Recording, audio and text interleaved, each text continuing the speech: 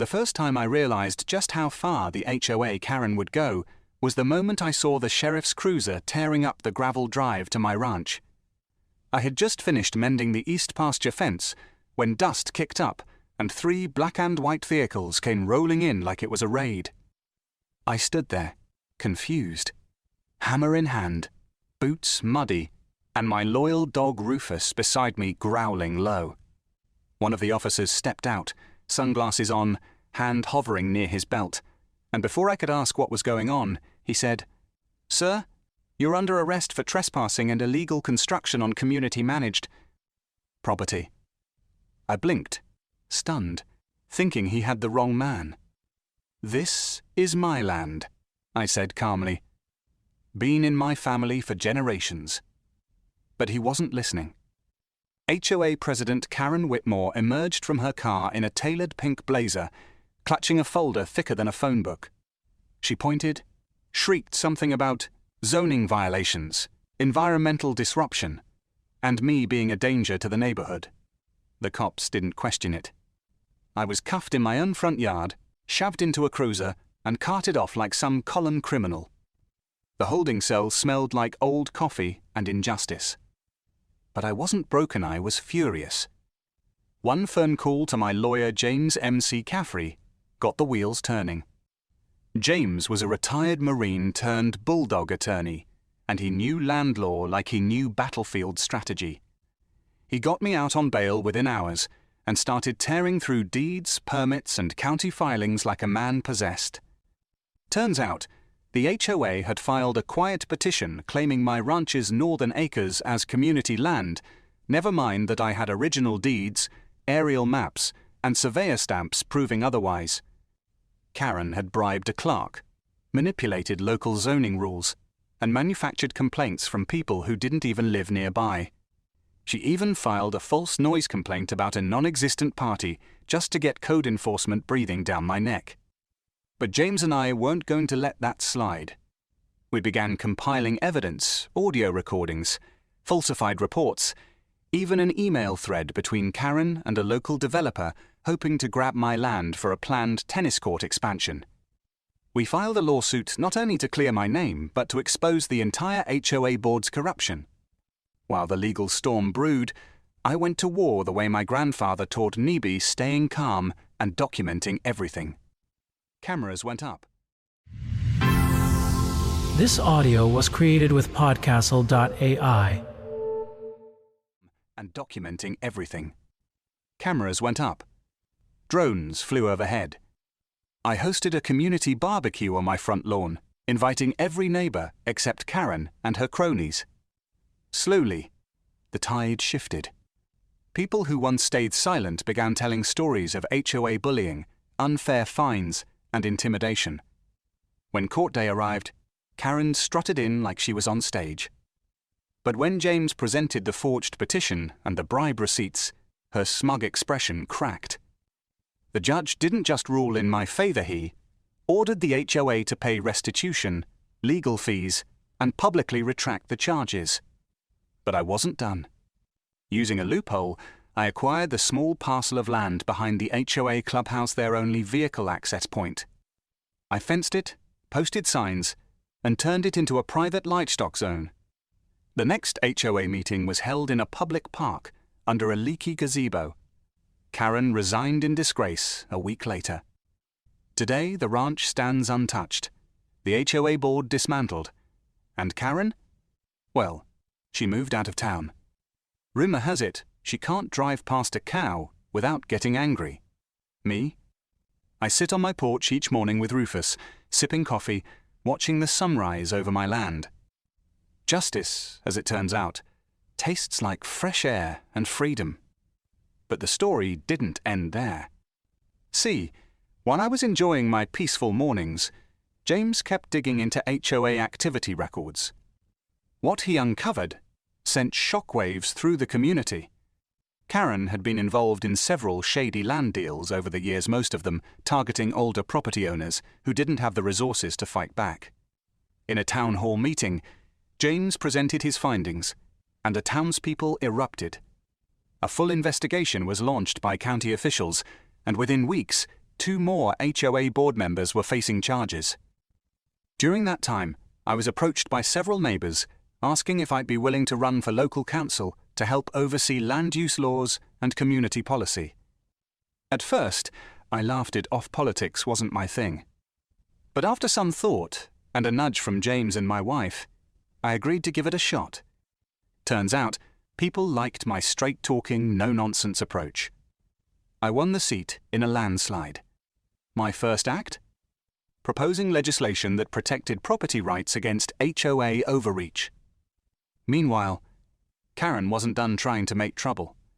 She filed a defamation suit against me, hoping to silence me. What she didn't realize was that all of her past actions were now part of the public record. James filed a countersuit so airtight that even the judge laughed when he read it. Karen dropped her case within a week. Life on the ranch settled back into rhythm, but I kept busy. I opened my property to local 4-H clubs, offering kids a chance to learn about agriculture and animal care. I hosted seasonal farmers markets and even built a community garden on one of the lots the HOA had tried to seize. It became a gathering place for the town, a symbol of what happens when regular folks stand up for what's right. I remember one day, a young couple came by. They'd been fined repeatedly by the HOA for having a swing set in their backyard. They brought their little girl, and she ran straight to the community playground I'd helped build, laughing like she hadn't in months. Her parents thanked me with tears in their eyes. That moment reminded me that this fight was never just about land, it was about people. Years passed, and the area changed. More folks moved in, drawn by the stories of a town that fought back and won. Karen became a cautionary tale, her name synonymous with petty tyranny.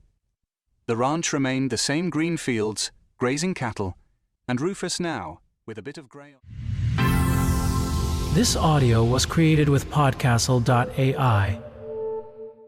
Fields, grazing cattle, and Rufus now, with a bit of grey on his snout, still chasing butterflies. As for James, he opened a small legal office in town, offering affordable services to anyone tangled in HOA or zoning disputes. We still have coffee every Friday morning on my porch, watching the sun rise. Sometimes we laugh about those early days of me in handcuffs. Him in a tie, too tight but mostly. We reflect on what was built in the ashes of what they tried to destroy. I also took it a step further.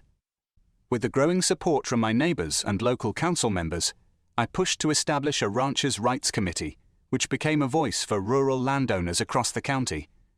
We organised workshops, provided legal templates, and hosted monthly town halls to give people the tools to stand up against HOA tyranny. It wasn't long before similar groups began forming in nearby towns. Karen's downfall made headlines in the regional news when investigative reporters picked up our story. A documentary crew showed up and filmed a short series titled The Ranch Rebellion, which was streamed on a regional network. That attention brought tourists, curiosity seekers, and supporters, some of whom were lawyers, historians, or activists wanting to contribute. With a new spotlight came opportunities. I was asked to speak at local colleges about land ownership rights and community resilience. A publisher even approached me about turning the whole ordeal into a book. Tentatively titled Rooted, A Rancher's Stand Against HOA Tyranny, it gave me a chance to share everything from the first citation to the final court win. And with the money I earned from that book, I reinvested in the community. I built a public library on the edge of my property, stocked it with books on law, agriculture, and local history. I added free Wi-Fi and hosted weekend storytelling nights. It became a place of gathering, laughter, and learning. The final nail in the HOA's coffin came when the clubhouse itself was put up for sale to cover their legal debts. I bought it anonymously through a shell corporation and turned it into a rural community museum, displaying everything from old photos of the town to the original forged documents Karen tried to use against me, mounted in a glass case with the label Exhibit A, Injustice. Today, kids ride their bikes down the lane where I was once arrested, now marked with a small plaque that reads, "The Day Freedom Won." When they ask their parents what it means, The story lives on. If you ever pass by my ranch, you'll see the flag waving proudly above the barn, a mural of community painted on the side of the shed, and an old man and his dog sitting on the porch. That's me. And I'm still watching the land, still protecting what's mine not just for me, but for everyone who ever dared to say, "This is my home, and I will defend it." Even with peace restored and the HOA crumbled, I quickly realized that the embers of what they'd tried to do could spark again if left untended. There was a deeper problem, one that went beyond Karen or the Club Hussein undercurrent of unchecked bureaucracy that quietly empowered people like her in communities all over the country. That realization struck me the day I received a call from a neighboring Countian elderly rancher was facing almost the exact same fight I had just won. It was a cruel mirror, and I couldn't ignore it. James and I drove down to see the man Harold Tucker, 75, widower, third-generation landowner, and I listened as he told me how a new HOA had annexed part of his land through a fake SEND. Environmental zoning plan. It felt like déjà vu. They'd taken advantage of Harold's deteriorating eyesight, his lack of internet access, and his trust in community leaders to file claims right under his nose. I stood on his cracked porch as he looked out at the land he was afraid of losing, and something inside me hardened. This wasn't just about me anymore. It was about every landowner who didn't have the strength, resources, or allies to fight back. So I made it my mission to make sure this never happened to anyone else again. The Ranchers' Rights Committee transformed into a county-wide coalition. With James spearheading the legal side, we created a hotline, assembled a volunteer team of surveyors, historians, and retired county officials, and launched a pro bono legal clinic right on my property. It wasn't long before stories started pouring in. One man nearly lost his vineyard due to an HOA that tried to regulate his irrigation well. Another woman, a disabled veteran, had her barn flagged for demolition by an HOA she didn't even know existed. Every story fueled us. What started as a reactive effort quickly turned into a well-organized grassroots movement. We developed training programs, produced informational pamphlets on property rights, and partnered with sympathetic lawyers to help build legal defense strategies. The media came back. What started as a human interest follow-up quickly became a national headline. News vans parked on my field, and I gave interviews with Rufus wagging his tail beside me. Our little town became a symbol of landowner resistance. The documentary gained a cult following online, with viewers donating money, legal expertise, and time. People who had never met before were now bound by a common cause. One man drove all the way from Oregon with a truck full of supplies and offered to help us build infrastructure for the non-profit. Another sent in solar panels. We had retired veterans, ex-judges, and young tech whizzes all pitching in.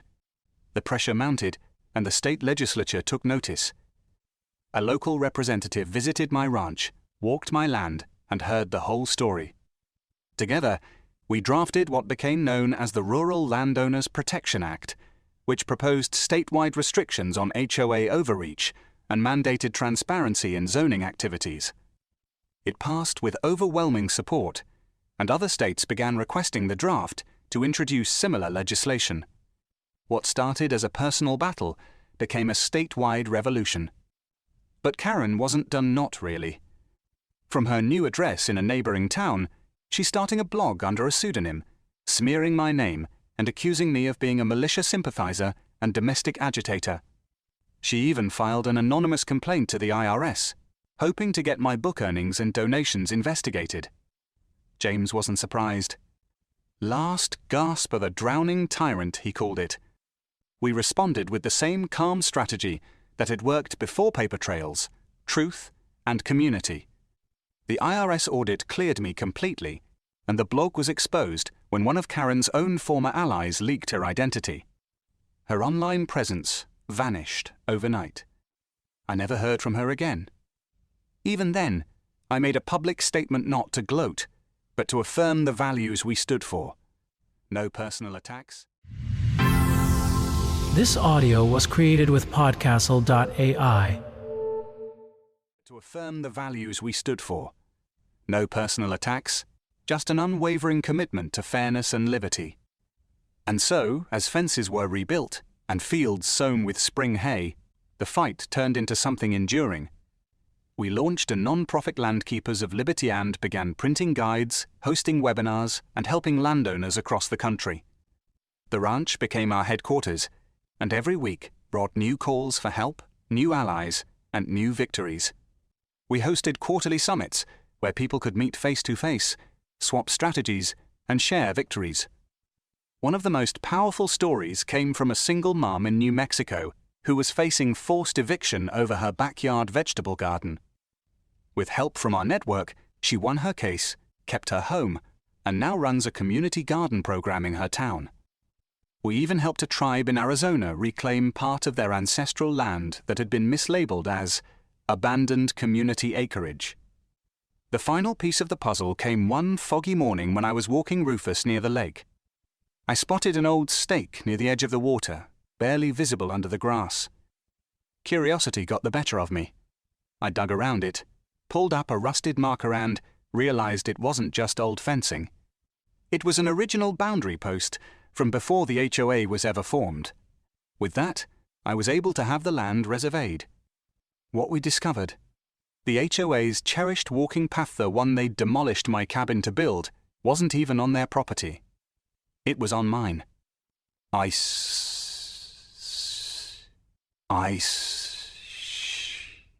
This time, there were no headlines, no drama. It was a quiet, precise takedown in court. The judge ordered full restitution, plus the value of the demolished structure, and forced the HOA's remnants to grant a permanent easement, acknowledging I owned that shoreline. Today, where that cabin once stood, is a new building a community center open to all, free from any HOA control. It's named after my grandfather, whose hands once built the first fence post on this land. A plaque on the wall reads, "For those who stand firm when others try to take what is theirs."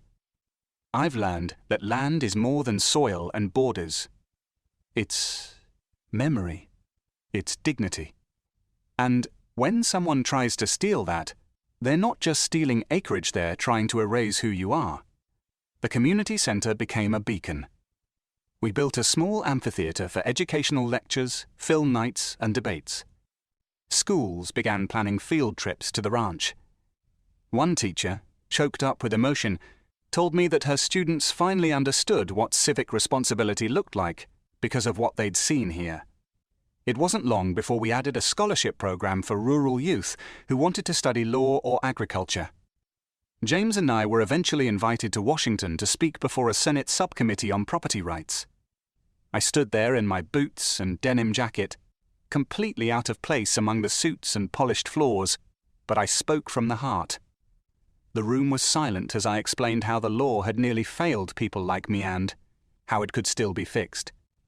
When I returned home, I was welcomed with signs, food baskets, and a community-wide celebration. Rufus barked like it was the best day of his life. We lit bonfires, played music, and passed around stories under the stars. That night, I looked out at the land that started it all. Not just my ranch, but the movement, the change, the hope. I knew the work wasn't over, but I also knew we had made history. We had turned resistance into a legacy. And that's how the war ended, not in a blaze of vengeance, but in the steady rebuilding of something stronger, rooted deeper. I didn't just reclaim what was mine. I helped make sure no one else would have to fight the same battle alone again. And as long as I draw breath, I'll keep defending that promise.